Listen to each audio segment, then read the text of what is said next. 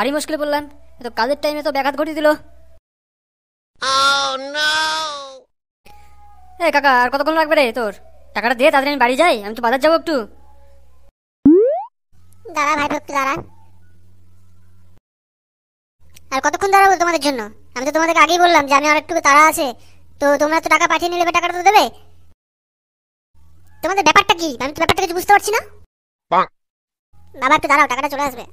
এই দাঁড়িয়ে দাঁড়িয়ে তো আধ ঘন্টা হয়ে গেল। আর কতক্ষণ? আমার এখনই টাকা লাগবে।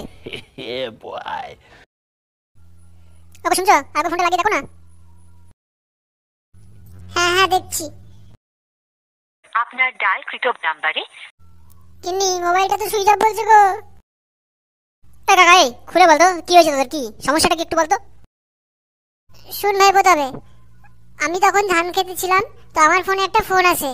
তো আমাকে বললো যে আমার বাড়ির জায়গাটা নাকি ওরা জিও টাওয়ার বসাবে। তো আমি তো ভাবলাম যে না, আমার বাড়ির জায়গা তো পড়ে আছে অনেকটা, তো জিও টাওয়ার বসালে ভালোই হয়। তো সেইভাবে কথাবার্তা বলি। তো ডকুমেন্টস পাঠানোর পর বলে যে আমাকে 18,000 টাকা দিতে। এই 18,000 টাকা দিয়ে বললো যে 25 লাখ টাকা এগ্রিমেন্টের টাকা ঢুকে যাবে। তো এর জন্য আমি ওই টাকাটা দিয়েছিলাম। ও তবে শালা এই কীর্তন, সেই কাল থেকে তুমি শালা আমার কাছে এই কীর্তন চোদাচ্ছ? হ্যাঁ, আমি অত কিছু জানি না। তোমার টাকা ভোগে চলে গেছে, তুমি এখন টাকা গার মারিয়ে নিয়ে এসো। টাকা ফকটিয়ে টাকা রাস্তায় পড়ে থাকে যে 25 লাখ টাকা তোমাকে দিয়ে দিবে তোমার জায়গার দরুন। তুমি চিনলা না, জানলা না, তুমি 18,000 টাকা টুক করে দিয়ে দিলা। আমাকে এসে আগে বলতে পারতা। টাকা তোমার কানের মধ্যে ঢুকে গেছে। এখন তুমি যাও, যেখান থেকে পারো আমাকে টাকা নিয়ে এসে দাও। বলছি ভাই, টাকাটা কি কোনো রকম ভাবে ফেরত নিয়ে আসা যাবে না? না, কোনো রকম ভাবে ফেরত নিয়ে আসা যাবে না।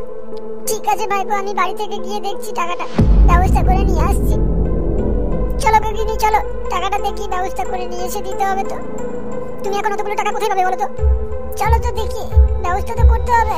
কাকা যেছি যা, কিন্তু খুব তাড়াতাড়ি আসবি। আমি 1 ঘন্টার মধ্যে কিন্তু আমার টাকা লাগবে, আমি বাজার যাবো।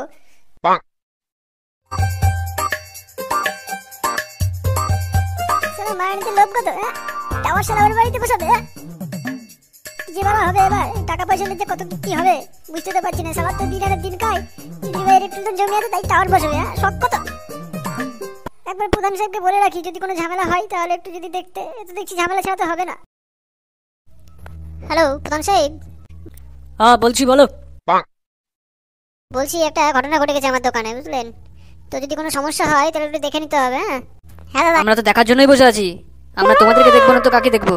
তোমরা আমাদেরকে ভোট দিয়ে তো আমার জিতিয়েছো, আর এই চেয়ারটা তোমরাই তো আমাকে দিয়েছো না, আমরা তো তোমাকেই দেখবো। বলো, ওটা কোনো সমস্যা না। যদি সমস্যা হয় আমাকে জানিও, আমি সব ঠিক করে দেবো। হ্যাঁ অসুবিধার কিছু নেই, শুধু লাস্টে তুমি একটু দেখে দিও আমাকে, তাহলেই হবে, বুঝলে? ওই আর কিছুই না, একটু চা পানি দিয়ে দিবে আর কি।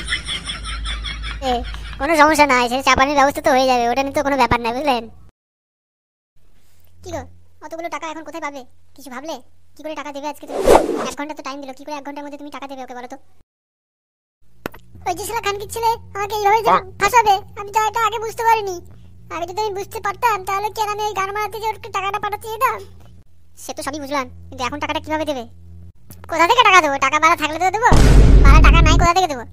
ও বাড়া টাকা না নিয়ে পাঠিয়েছে কেন? ও বুঝে লেগা, আমি বাড়া টাকা পয়সা দিতে পারবো না। তুমি টাকা না দিলে ওকে শুনে নেবে? তুমি টাকা মেরেছো, তুমি টাকা দেবে না? তুমি বেশি বারবার ভোগো না তো। টাকা থাকলে তো ওকে টাকা দেবো, টাকা না থাকলে কোথা থেকে দেবো আমি? টাকা আমার কাছে আছে নাকি আমি ওকে দেবো টাকা? তুমি জানো না আমার কাছে টাকা আছে কিনা আছে? ঠিক আছে, তুমি যা ভালো মনে হয় তাই করো। মিটিং করতে হবে, বুঝলি? বিরাট বড় মিটিং হবে। হ্যাঁ সবাই একটু বলে দিস। দাদা আবার কিসের মিটিং করা এখন?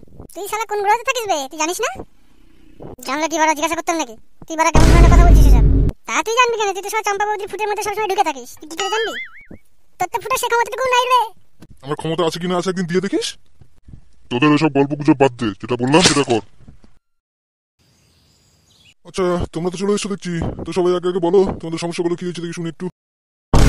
হ্যাঁ দাদা, হ্যাঁ আমি আগে বলছি, শুনুন কি হয়েছে। তবে আমার দোকানে ওরা প্রথমে দুজন আসলো, আমি যখন দোকান বন্ধ করছিলাম তখন। তো এসে বললো 18,000 টাকা একটা অ্যাকাউন্টে ট্রান্সফার করতে হবে।